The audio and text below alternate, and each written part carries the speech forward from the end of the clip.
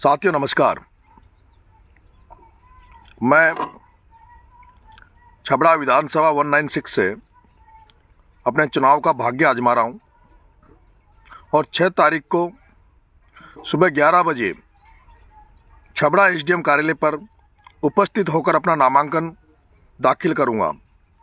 मैं छबड़ा छिपा बड़ौद की सभी मतदाता बंधुओं से अपील करता हूँ कि आप सब लोग ज़्यादा से ज़्यादा संख्या में पधार कर आपके बेटे को आशीर्वाद देने 6 तारीख को छबड़ा पधारें।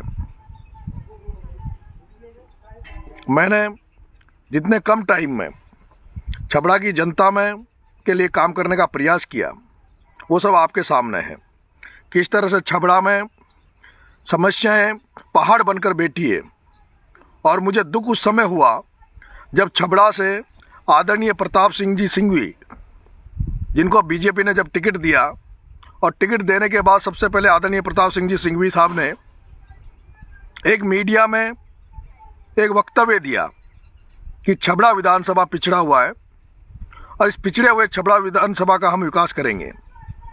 मैं आम मतदाताओं, छबड़ा छिपा बड़ौद की आम जनता आपसे निवेदन करना चाहता हूं कि छबड़ा में प्रताप सिंह जी के परिवार का पिछले 70 साल से कब्जा है। आपने प्रताप सिंह जी सिंघवी साहब को 6 बार विधानसभा में पहुंचाने का मौका दिया। आपने उनके पिताजी को विधानसभा में भेजा और यही नहीं, छबड़ा की आम जनता ने यहां से आदरणीय भैरव सिंह जी शेखावत साहब को भी विधायक बनाकर भेजा और वो राजस्थान की विधानसभा में पहुंच गए और राजस्थान के मुख्यमंत्री बने। ये दुर्भाग्य है कि 6 बार प्रताप सिंह जी सिंघवी साहब मुख्य एमएलए बनते हैं, मंत्री बनते हैं, उनके पिताजी विधायक बनते हैं, आदरणीय भैरव सिंह जी शेखावत साहब यहाँ से एमएलए बन के मुख्यमंत्री बन के जाते हैं और उसके बाद भी प्रताप सिंह जी सिंघवी साहब ये कहते हैं कि मेरा छबड़ा पिछड़ा हुआ है, इसका विकास की दरकार है, इसका विकास करेंगे। दूसरी तरफ कांग्रेस ने जिस प्रत्याशी को टिकट दिया है वो करण सिंह जी राठौड़ साहब, जिनको 2008 में कांग्रेस ने टिकट दिया, वो विधायक बने और 2008 में कांग्रेस की सरकार राजस्थान में बनी थी। उसके बाद करण सिंह जी को 2018 में कांग्रेस पार्टी ने टिकट दिया, वो चुनाव हार गए। लेकिन पिछले 15 साल से आदरणीय करण सिंह जी भी आपके बीच में है। आपने 70 साल से प्रताप सिंह जी सिंघवी साहब को चेक किया है और पिछले 15 साल से आप करण सिंह जी को देख रहे हो। करण सिंह जी जब से विधायक बने, 2008 में सरकार बनी, एमएलए बने, तब कुछ नहीं कर पाए। 2018 में वो एमएलए का चुनाव लड़े, एमएलए का चुनाव हार गए। पर जब लोग उनके पास जाते थे काम के लिए तब वो ये कहते थे कि मैं चुनाव हार गया इसलिए मैं आपकी क्या मदद कर सकता हूँ, मैं विधायक होता तो आपकी मदद करता। तो ये क्या गारंटी है कि इस बार अगर करण सिंह जी को आप विधायक बना भी देते हो और सरकार नहीं आती तो वो व्यक्ति ये कहेगा कि मैं विधायक तो आपने बना दिया लेकिन मेरी सरकार नहीं है, मैं आपके लिए कुछ नहीं कर पाऊंगा।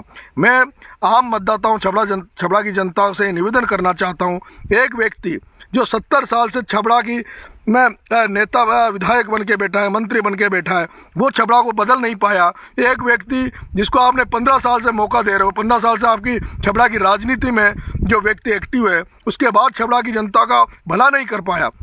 मैं देख रहा हूं कि छबड़ा में आदरणीय प्रताप सिंह जी सिंघवी का जिस तरह से होल्ड रहा है, उन्होंने जो राजनीति करी है वो उन्होंने दबाने की, कुचलने की, शोषित करने की राजनीति करी है। लेकिन दूसरी तरफ जो करण सिंह जी राठौड़ साहब थे, वो जो कांग्रेस के वर्कर थे, कांग्रेस के कार्यकर्ता थे, कांग्रेस के लोग जो उनको जिताकर विधानसभा में भेजते थे या कांग्रेस के कार्यकर्ता उनके साथ जो खड़े थे, उनकी वो सुरक्षा नहीं कर पाए। तो ये क्या गारंटी है कि वो आगे आपके लिए लड़ाई लड़ पाएंगे। लेकिन आपने मेरा कार्य करने का वो देखा होगा।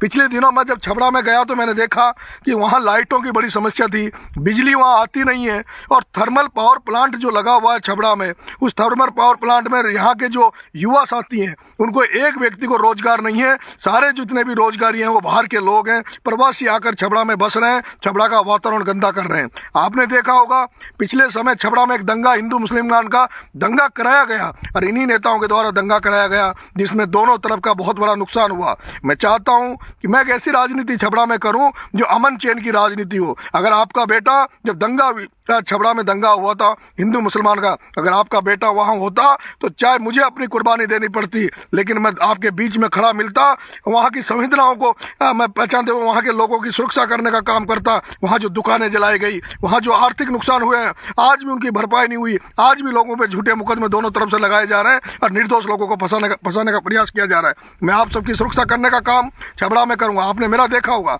अभी मैं वार्ड पंच भी नहीं हूँ, वार्ड मेंबर भी नहीं हूँ, फिर भी मैंने मेरे से जितना हुआ हाड़ौती की जनता के लिए लड़ाई लड़ने का प्रयास किया। और आपने देखा होगा, आपके लिए इन पिछले 1-1.5 महीने में भी 2 बार आपका बेटा जेल गया और जेल जाने के बाद बहुत से मुकदमे लगे, बहुत से संकट झेले, लेकिन आपका बेटा घबराया नहीं। अगर आप मुझे छबड़ा से मौका दोगे तो मैं आपको भरोसा देता हूं, मैं आपको विश्वास देता हूं कि छबड़ा की जनता के लिए दिन रात मेहनत करूंगा, आपके गरीबों की मदद करूंगा, जो कमजोर लोग हैं उनके आंसू पहुंचने का काम आपका बेटा नरेश मीणा करेगा। मैं जानता हूं आज जो किसान जो खेती बाड़ी कर रहे हैं, उन किसान जो खेती बाड़ी कर रहे हैं, लाइटें आती नहीं है, और लाइट अगर सरकार लाइट भी दे रही है, बिजली भी दे रही है, तो वो रात के समय दे रही है। किस तरह से रात के समय किसान, जब आम जनता खेतों में पड़े रहते, रात भर उनको परेशान किया जाता है।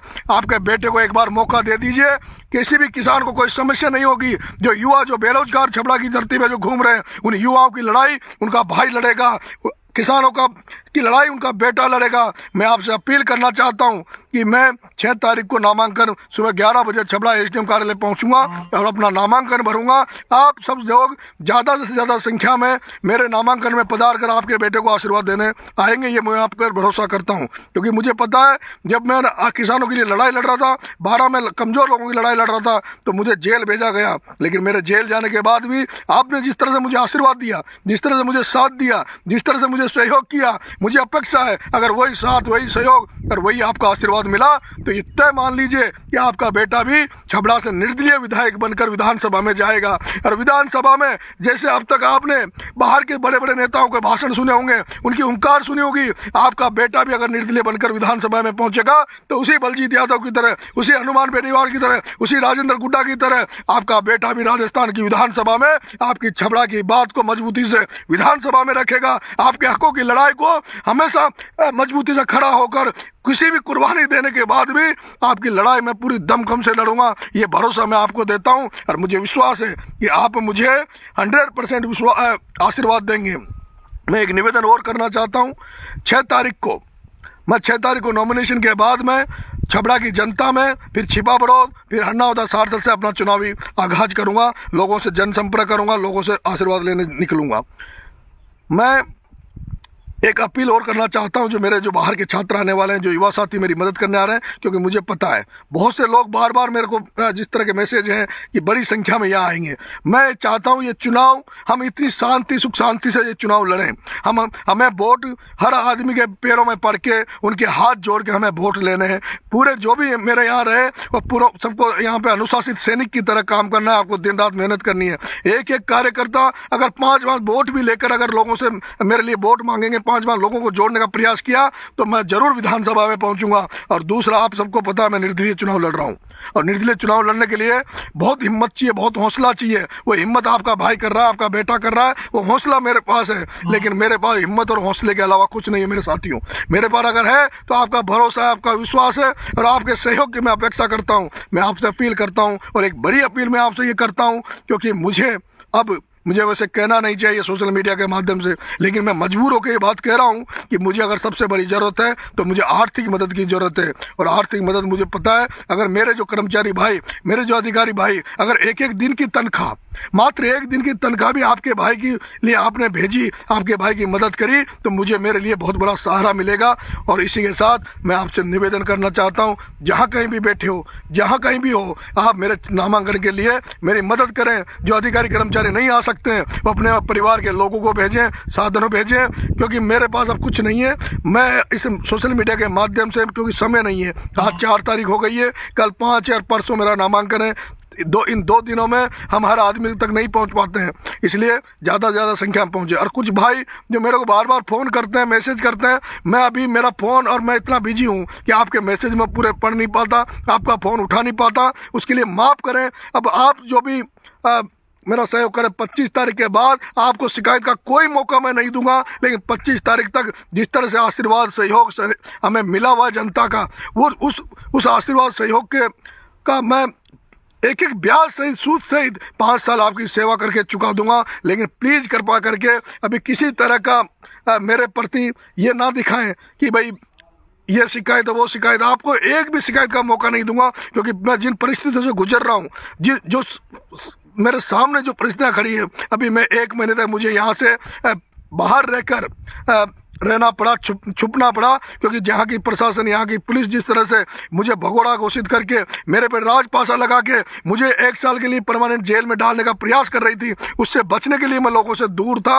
और अभी भी आया हूँ, अभी भी मुझे डर है कि हो सकता है मुझे पुलिस चुनाव लड़ने ना दे, मेरा नामांकन रद्द करा दे। और यही कारण है कि मैंने अपनी सुरक्षा के लिए मेरी पत्नी का नामांकन डलाया है। अगर मेरे साथ कुछ दुर्घटना होती है, मेरे साथ कोई इस तरह की कोई घटना होती है कि मुझे चुनाव से लड़ने से रोका जाएगा, तो उस कंडीशन में फिर मैं अपनी पत्नी मेरी चुनाव लड़ेगी। और मैं आपसे अपील करना चाहता हूं कि अगर मेरी पत्नी भी अगर चुनाव लड़े तो उसका चुनाव भी आप सब लोग संभालोगे। मुझे भरोसा पूरे राजस्थान का जो जागरूक व्यक्ति है, आप सब लोग आके मेरे को चुनाव लड़ोगे। राम राम साहब।